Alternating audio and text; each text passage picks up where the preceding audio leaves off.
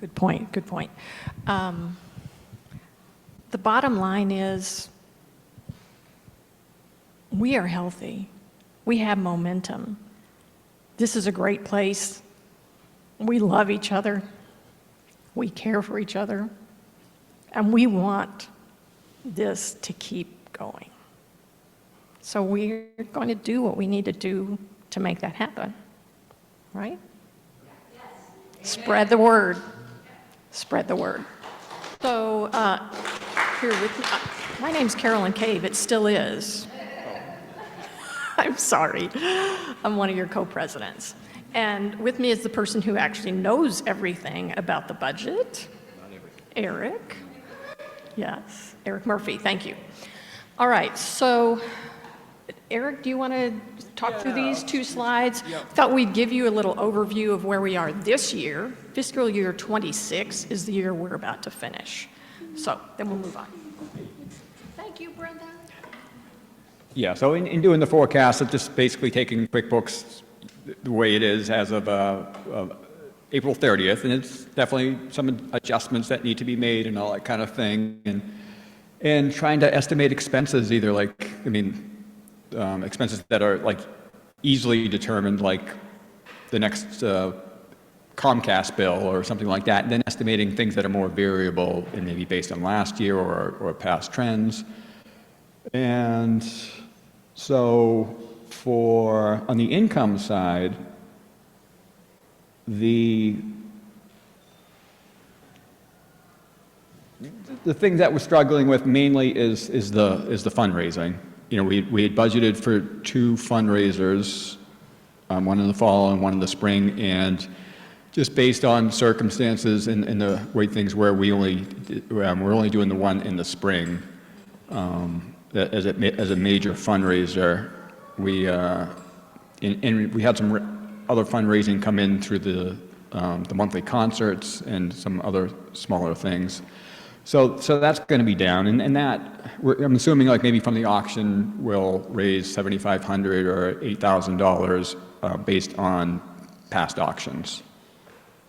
On the plus side, like gifts that have come in, and this has been a trend over the past few years. The gifts have come in higher than we have budgeted, so that's been a blessing and a real support for the budget. And I mean, that's the main thing. You know, rental income. Sometimes we have like really some decent years where the organizations might come in and kind of do it's like a longer term short rental. So not just renting a space for a day or a weekend, but over the course of a number of months. And that has been a real boost to the budget and was I think a couple of years ago. This year was kind of pretty steady. We have a few long-term renters who pay, each month. We have the parking lot rent that comes in from the town of Amherst, and then the short-term rentals, which tend to be maybe in the $700-ish a month range, and that varies. And I think it's maybe going to be up a little bit this year, so that's why the budget's a little bit, or maybe the actual will be a little bit higher than we've budgeted. And that's it. So I think we can move on to now, does anyone have any questions on this slide?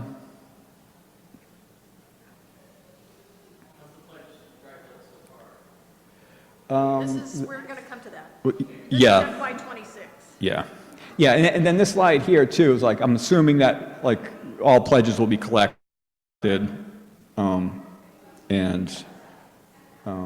So that's where we are on this side of things. And we can go to the next slide.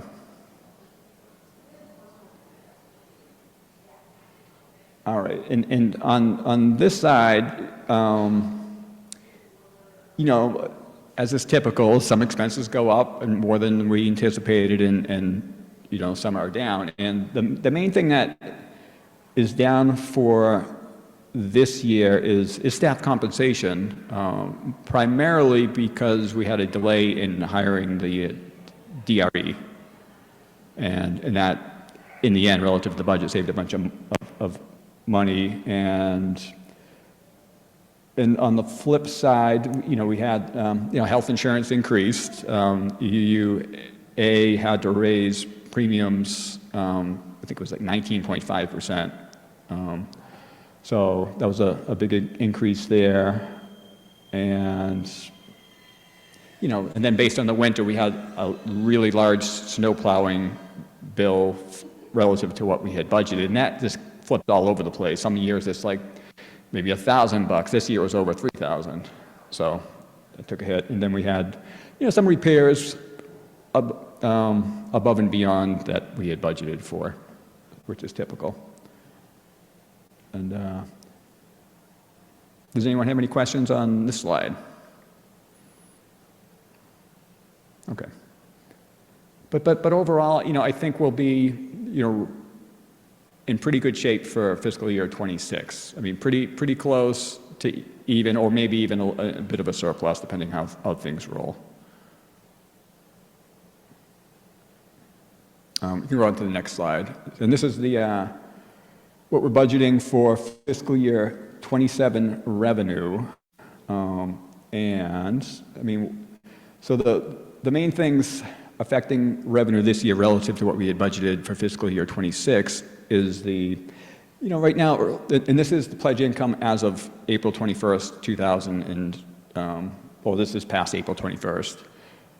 And that is down about $10,000 from what we had budgeted for fiscal year 26. And we had aspired to be maybe 15,000 higher than fiscal year 26. So we were hoping to maybe be more in the $230,000 range.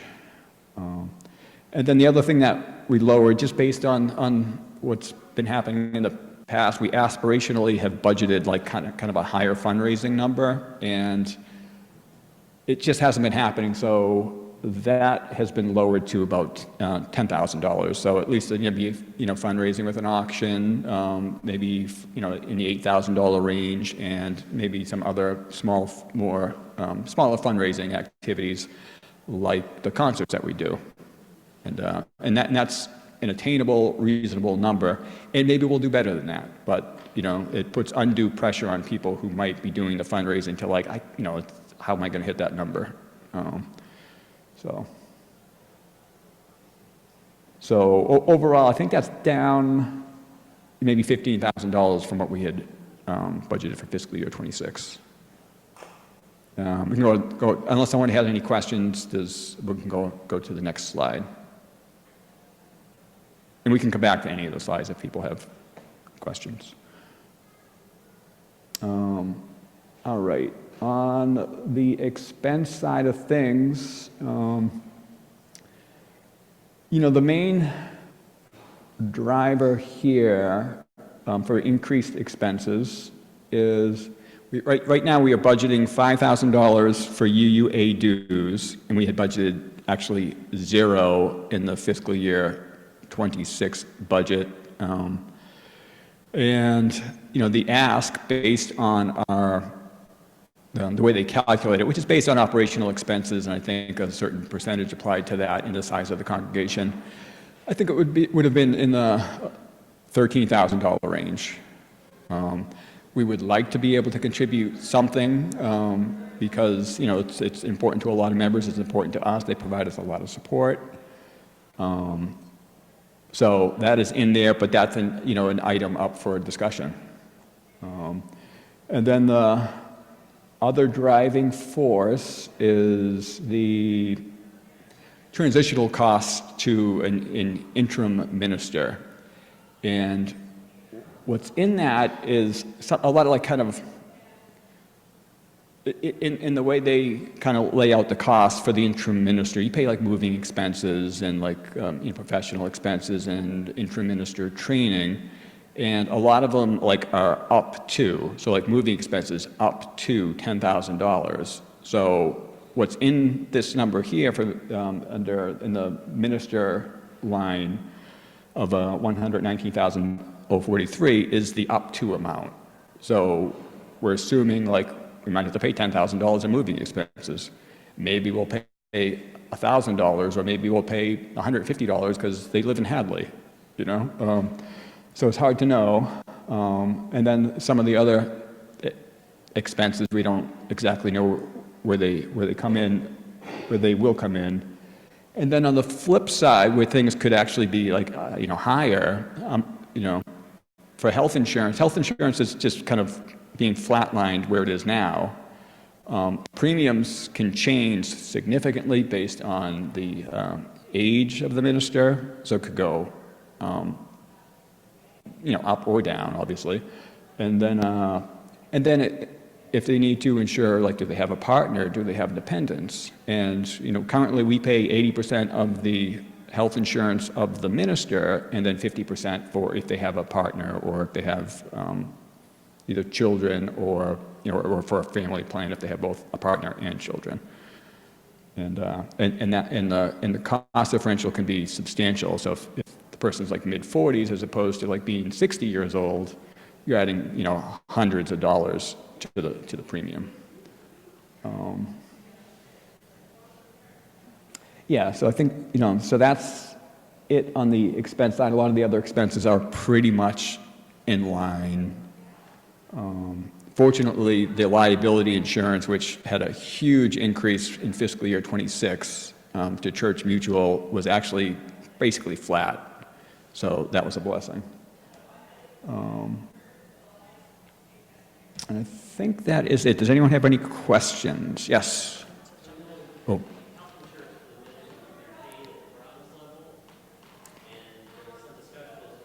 Yep. Right. Yeah.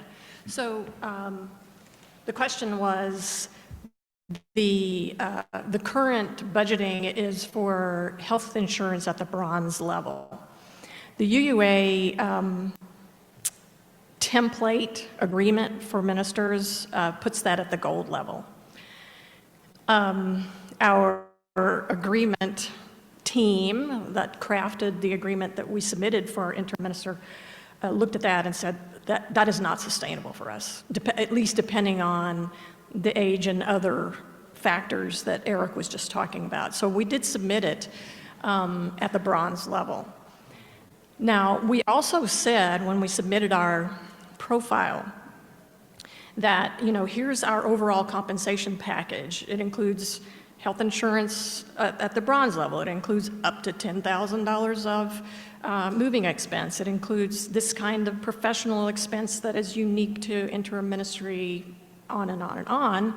And we said that, you know, when it comes to negotiation, we are open to moving this to here and that to there and whatever, trying to keep the overall bundle close to what we're proposing, because we don't have infinite resources, essentially. So that's where we are with that. So it's going to depend on, as Eric said, you know, this is so crass, but it's just real. How old is this person? Do they have dependents? Do they want to push on the healthcare costs and maybe don't need all or any of the moving costs? So it's a moving picture. Yeah. So next slide, I think, will help to explain sort of where we are in the bigger picture. So the mismatch between the income, projected income, well, current pledge, and our best guess about what our expenses are going to be for FY27, which, by the way, starts in July of 26 and runs through June of 27, is $38,000 plus. So we're just like trying to catch our breath and trying to figure out what to do about that. So as Eric already mentioned, the pledges as of 21st of this month are about $10,000 below what we projected. And this was when we didn't have all those other unanticipated expenses. We were hoping to not dip into cash reserves at all. We were hoping, we can really rev ourselves up. But to get to that level, we're about $27,000 below the aspirational level we had when we put out the pledge materials. So, as we've been just talking, the precise costs of bringing in a new interim minister will not be known until that person is known. That will not be known until, at the earliest, the end of this month. So what's going to happen is, hopefully, we're going to find a wonderful person, we're going to negotiate with them, we're going to figure out, what do we need to offer, and we will be presenting to you a firmer budget at the end of the month. We're probably going to have to put out the warrant for the annual meeting and a budget based on, this is our best guess right now, and revise that pretty much at the last minute, because the annual meeting is on June 7th.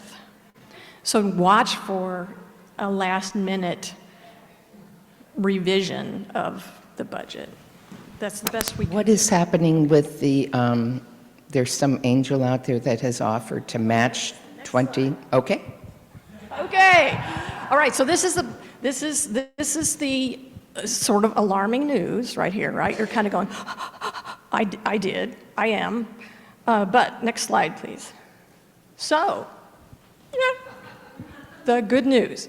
So an anonymous donor has pledged up to $20,000 in matching funds for all supplemental FY27 pledges. So that means if you can find it in your heart and in your pocketbook to do more, we have somebody who will match that dollar for dollar up to $20,000 from that person. So if we can do that, we can bridge that gap.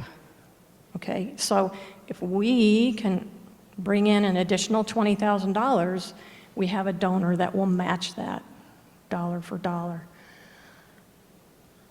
And then maybe your wheels are turning going, oh, and what if the best case scenario happens and we have like bukus of extra money? That won't happen. But, then that puts us on a better footing, potentially putting some away into a capital fund or putting more in our endowment or, whatever. The things that we should do. So earlier this week, on Tuesday of this week, if you missed it, you got an email about all of this. It includes a link to make a supplemental pledge. It would take you quite literally 45 seconds. There's like 2 questions. My name is, my email is, here's how much more I can give for FY27. An FY27 pledge, by the way, doesn't have to be fulfilled until June 30th of 27. So, you've got a year to make that happen. So, and there is the QR code. You can get out your phone right now and make a supplemental pledge. Thank you, Anne Louise. So we would love those pledges by May 12th. And the reason for that is the board will meet again on the 14th. We'd really like to know what is our pledge number so that we can really get down to the particulars of what we need to do to the budget. Now, you've already seen the budget doesn't have bells and whistles and discretionary spending all over the place. It is a very lean budget. 76% of our budget comes from pledges. So, wow. And 75% of our expenditures are staff salaries. We love our staff, right? We love having a full-time minister. We want to continue that. We love our music director. We love our staff, and we want to pay them appropriately.